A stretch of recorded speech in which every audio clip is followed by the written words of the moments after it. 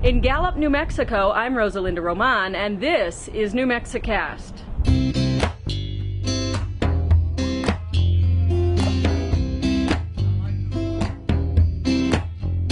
Welcome back to New Mexicast, everyone. It is a very cold and gray day here in Gallup, which is appropriate for the story that you're about to see.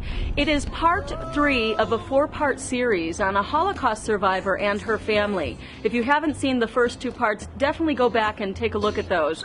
Part 1 is about her son, Stephen Falk, and his quest to pull together the scattered pieces of their family history. Part 2 is about Gabrielle in her early years before the war. And now on to part 3, which is about Gabrielle and her parents during the war, including the night that synagogues and Jewish businesses were burned and Jewish storefronts were shattered. It is infamously known as the Night of the Broken Glass, or Kristallnacht. And for Gabrielle's family, as for so many German Jews during that time, it really was a dark period in their history. This episode and technical support for NewMexicast.com provided by IndieLab.org, where independent media lives. IndieLab offers completely free blogs and websites for media creators. If you're a video blogger, musician, photographer, filmmaker, or podcaster, IndieLab is your answer. Hello? At 85 years old, Gabrielle Falk's hearing may not be what it used to be. This is Gabrielle.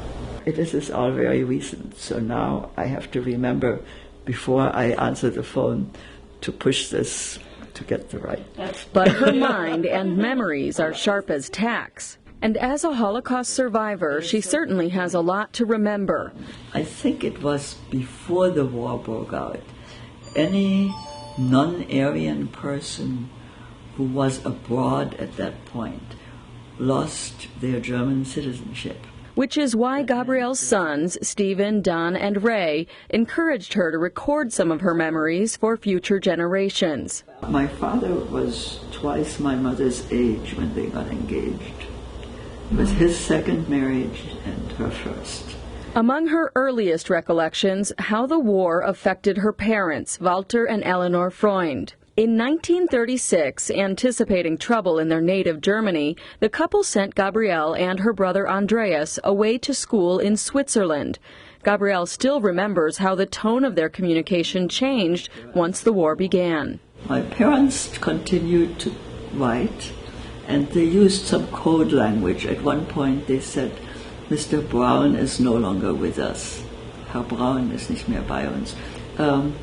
And it took me forever to remember that they had bought a radio, which was a brand named Braun, B-R-A-U-N, and that they had confiscated the radio.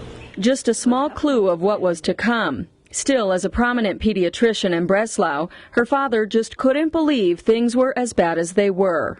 He never wanted to emigrate. He didn't want to start over in a new country. He was really a very proud German up until that time. He had been a medical officer in the First World War at the front, and he said, "I know these people, I know them under pressure, and they're very decent, and this kind of thing just can't last very long." First it couldn't come about, and then it definitely can't last very long. But Gabrielle's mother, Ellinor Freund, née Bach, was convinced otherwise, especially after a night of violence against Germany's Jewish community on November 9, 1938, now infamously known as Kristallnacht. Synagogues were burnt, and Jewish stores were destroyed, and there was a lot of breaking of glass. That's why it was called Kristallnacht.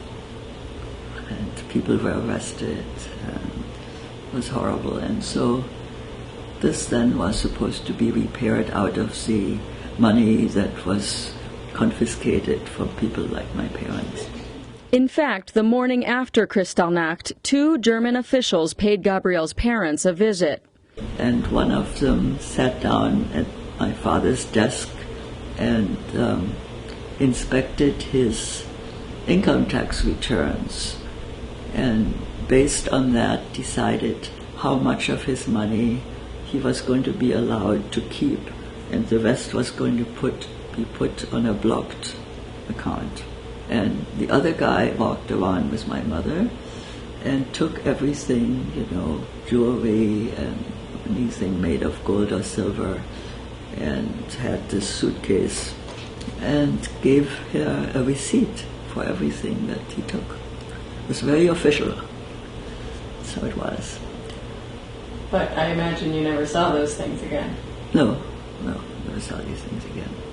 It was a terrible injustice that deeply affected her mother, Ellinor. How much so became evident during one of their last family vacations together.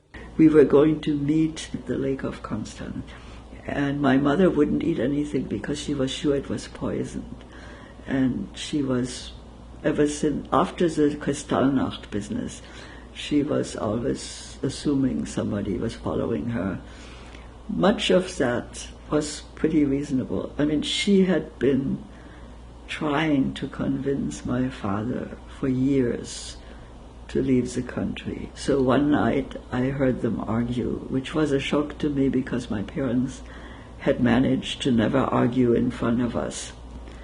And my mother was becoming more and more hysterical, and my father sounded cool and rational. And, in retrospect, all along she was right and he was wrong. Shortly thereafter, in October 1940, Walther, Ellinor, and Ellinor's mother, Rosa Bach, née Pearl, seen here with young Gabrielle, were sent to a French concentration camp, Camp de Gurs. In 2004, when Gabrielle visited the woods where the camp once stood with sons Stephen and Don, all that was left were a few signs and markers. But the mental image of what the camp used to be remains strong to this day, as Gabrielle describes a postcard she received from her father during his internment. That they had been on the train for 5 days and that they were now in this camp. So my mother and grandmother were in one îlot, and my father was in an adjacent îlot. And that the barracks were about 100 people to each barrack. That it was fairly muddy and not very much food. So that is where they survived the winter. It was very little food, and it was a lot of exposure. It's in the mountains, so it was cold. Eventually, most of the Jews sent to this camp were transferred to Auschwitz and executed. But Gabrielle's parents and grandmother survived. How they avoided the gas chamber and the emotional reunions that followed will be the subjects of the next episode of New Mexicast. I'm Rosalinda Roman. My apologies for stringing you along for 2 whole episodes about the role that Swiss chocolate plays in a family member's survival, but I promise it will be included in next episode, which will be the conclusion of this 4-part series. By the way, I know there are many of you who are new viewers here on New Mexicast, thanks to Facebook, iTunes, and just general word of mouth. I wanted to mention that this is a little bit of a deviation from what I normally do here on New Mexicast. Now, mind you, that is not an apology. This story about Gabrielle and her family, I feel, is very important to do. I am very glad I am working on this story. But we're going to have one more episode of this series, and then we'll go back to some of the lighter fare that New Mexicast is kind of known for. Because I do have 2 little girls, and mostly I try to do stories that I can do with them by my side. All right, well, thanks to all of you who are watching and spreading the word. It means the world to me. I'm Rosalinda Roman, and I will see you in 2 weeks. Like a dream I had. New Mexicast's theme song is New Mexico by Dorian Spencer.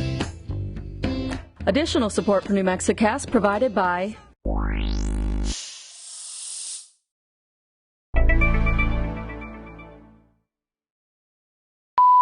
It is known infamously as the night of the Ooh, it is so cold. I should get some gloves.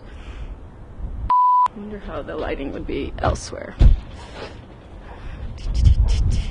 Probably better, huh?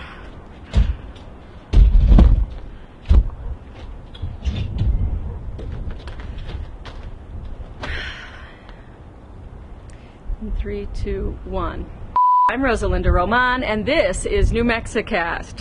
And look at the little faces who are watching me from inside the window. Hi, Mama. Can you see them? There she is. I have an audience. Hi guys. Woo, they're warm. I'm going in there.